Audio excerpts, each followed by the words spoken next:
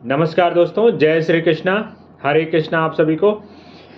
चलिए आगे बढ़ते हैं भगवत गीता के अध्ययन में। 11वें श्लोक तक हमने भगवत गीता का अध्ययन कर लिया था और 11वें श्लोक तक हमने देख लिया था कि दुर्योधन जो है वो मैनेजमेंट की भाषा में कहूँ तो शॉर्ट एनालिसिस कर लिया है। अपनी सेना की कमजोरियाँ, अपनी सेना की शक्ति का अनुमान लगा लिया है और जो पांडवों की सेना थी उसके विपक्ष में जो लड़ाई कर रही थी उसकी भी शक्ति और कमजोरी का अनुमान लगा लिया है। तो एक तरह से उसने शॉर्ट एनालिसिस कर लिया है, स्ट्रेंथ, वीकनेस, अपॉर्चुनिटी और थ्रेट, कब उसको अवसर मिलेगा दूसरी सेना के महारथियों को मारने का और ताकि वो युद्ध जीत सके। तो ये सारी एनालिसिस उसने कर लिया है और अपनी प्लानिंग भी बता दी है।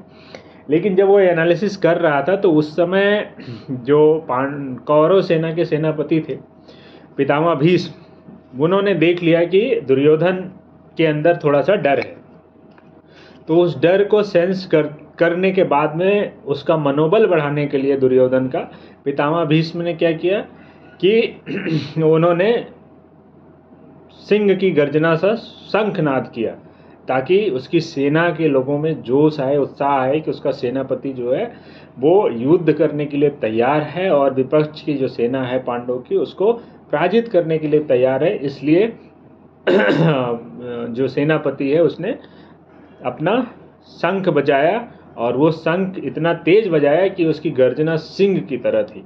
तो चलिए आगे बढ़ते हैं। उसमें कुछ इस तरह से, तस्य संजनयन हर्षम कुरु वृद्ध पितामह सिंहनादम बिनदो उच्चे शंखम ददमो प्रतापवान। तो जो कुरु वंश के सबसे वृद्ध पितामह भीष्म, जो सबसे ज़्यादा बड़े योद्धा और शक्तिशाली थे, उन्होंने दुर्योधन का उत्साह बढ़ाने के लिए, दुर्योधन को डर को ख़त्म करने के लिए, ताकि दुर्योधन खुश हो, उसके लिए उन्होंने सिंह की गर्जना करता हुआ अपना शंख बजाया और जिससे दुर्योधन को हर्ष हुआ, दुर्योधन उससे खुश हुआ।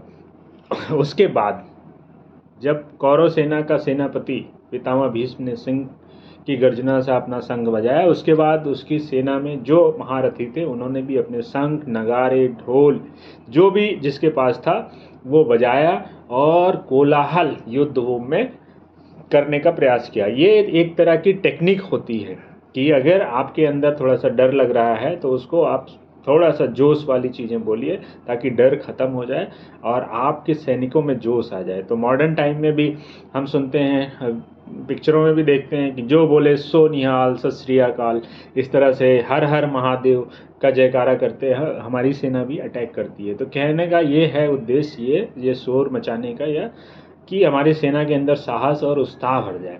तो जब कौरव सेना के सेनापतियों ने और वहाँ के सैनिकों ने ये इस तरह से शंख नगाड़े बजा के अपनी सेना का उत्साह बढ़ाया, तो सामने खड़ी जो पांडव सेना थी उसने भी कुछ ऐसा किया। तो उसमें सबसे पहले जो शंख बजाया वो भगवान श्री कृष्ण और अर्जुन ने बजाया और इनके दोनों के शंख अलौकिक थे।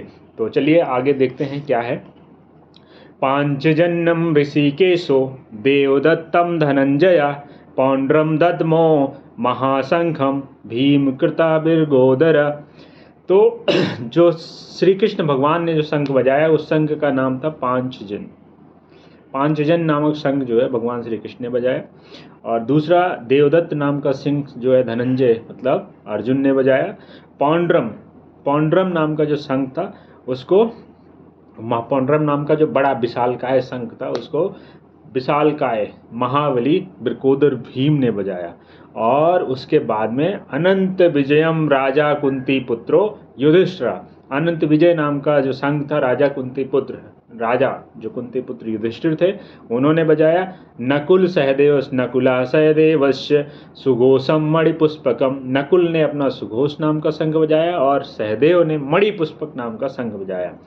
इस तरह से पांडव सेना के भी और दूसरे जो महारथी थे, सैनिक थे, उन्होंने भी अपने अपने शंख बजाए। उसमें शिखंडी ने भी अपना शंख बजाया, धृष्टद्युम्न ने, विराट ने, अपराजित सात्विकी ने अपना शंख बजाया और साथ में द्रौपदी और जो सुभद्रा के जो पुत्र थे ये सब महारथियों ने अपने अपने शंख बजाए। और पांडव की सेना की तरफ से जो शंख बजे तो पूरा धरती से लेके आकाश तक एकदम पूरा कोलाहल हो गया, शोरगुल हो गया और बहुत भयंकर धरती से लेकर आकाश तक आवाज़ हुई।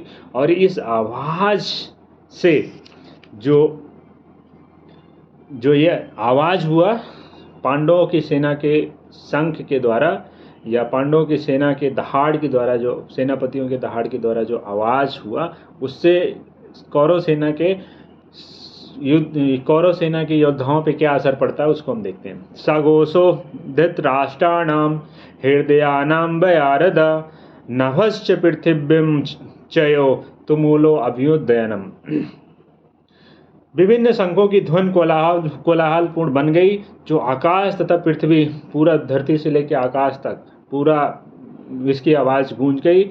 और इसकी वजह से जो दुर्योधन और उसके भाई थे, धृतराष्ट्र के पुत्र थे, उनके हृदय विदारत हो गए, मतलब डर के मारे कांपने लगे। तो अब यहाँ पे देखने की बात यह है कि जब कौरव सेना के सेनापतियों ने अपनी शंख बजाई और शोर मचाया, अपनी सेना में जोश पैदा करने की कोशिश की, तो पांडवों के सैनिकों के अंदर इस तरह का डर या कंपन नहीं हुआ। लेकिन जब पांडवों ने बजाया तो ऐसा हो गया। इसका एक कारण मेन यह है कि पांडवों की सेना जो थी वो पूरी तरह से अस्वस्थ थी, पूरी तरह से निश्चिंत थी कि विजय उनकी होनी है। क्यों? क्योंकि उनके पास भगवान श्री कृष्ण स्वयं थे उनकी सेना में, और दूसरी सेना में जो लोग थे उनको अपनी विजय पे संशय था, उनको डर था, उनको लगता था कि हम नहीं जीतेंगे, हम यहाँ पे वीरगति को प्राप्त होंगे। तो उस डर की वजह से जो पांडवों की सेना के सेनापतियों ने दहाड़ मचाई, तो उनके अंदर वो डर जो पहले से था वो बाहर निकल के आया और उनके हृदय जो है उनका विदीर्ण हो गया, मतलब कंपन करने लगा दर्द से।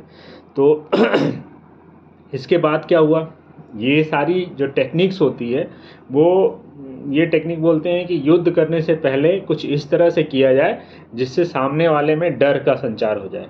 जब डर का संचार हो जाता है तो आप अच्छे से युद्ध नहीं कर पाओगे या कोई भी काम कर नहीं पाओगे। तो ये मार्केटिंग फील्ड में भी आजकल कंपनियां जो है इस तरह का कर रही हैं कि अपने प्रोडक्ट के बारे में या अपने किसी चीज़ के बारे में एक तरह से पहले से प्रमोट करने लगती हैं कि ये आएगा, ये इसको ख़त्म कर देगा, ये इसको ख़त्म कर देगा। जैसे चैट जीपीटी आया, तो चैट जीपीटी को लेके लोग ऐसा परसेप्शन क्रिएट करने लगे। एआई आया कि बहुत सारी नौकरियां ख़त्म कर देगा, बहुत सारी नौकरियां ख़त्म कर देगा, बहुत सारे बिजनेस डाउन हो जाएंगे। तो या दूसरी कोई टेक्नोलॉजी आती है तो उसको लेके एक तरह से ये क्रिएट किया जाता है ताकि दूसरे लोग जो कॉम्पिटिटर हैं वो डर जाएं। तो या कोई कंपनी अपना प्रोडक्ट लॉन्च करती है तो वो भी इस तरह से कुछ करती है मार्केटिंग स्ट्रेटजी कि दूसरी कंपनियां जो हैं वो उनसे डर जाएं। तो मार्केट को लीड करने के लिए एक तरह से पहले आपको भूमिका बनानी पड़ती है। तो वो भूमिका युद्ध जीतने के लिए भी बनानी पड़ती है और अपने सैनिकों में साहस जोश भरने के लिए इस तरह की चीज़ें करनी पड़ती हैं, जो कि दोनों सेनाओं ने किया। लेकिन पहली सेना जो कौरवों की थी उसमें लोगों के, योद्धाओं के मन में संशय था कि वो युद्ध जीत पाएंगे नहीं जीत पाएंगे। लेकिन जो पांडवों की सेना थी उनमें पूरा विश्वास था कि चूँकि कृष्ण उनके पास हैं तो वो युद्ध निश्चित रूप से जीतेंगे। और इसलिए वो संख्या में कम होते हुए भी उनकी जो ध्वनि थी वो आकाश से लेके, धरती से लेके आकाश तक गई। और उसका असर ये हुआ कि जो कौरव सेना के जो योद्धा थे, खासकर दुर्योधन और उसके भाई धृतराष्ट्र के पुत्र, उनके हृदय जो है विदीर्ण हो गए और वो उनके अंदर डर का संचार आ गया। तो ये आज का वीडियो था और आज के वीडियो में हम 19वें श्लोक तक पढ़ चुके हैं। अब आगे हम पढ़ेंगे, आगे अगले वीडियो में हम देखेंगे आगे के श्लोक्स के बारे में। उम्मीद करता हूं कि आप लोगों को वीडियो अच्छा लगा होगा। और आज के इस वीडियो को ख़त्म करने से पहले एक प्रश्न पूछता हूं आप लोगों से। कृपया करके कमेंट में मुझे बताइएगा कि जो भीम ने जो शंख बजाया था उस शंख का क्या नाम था।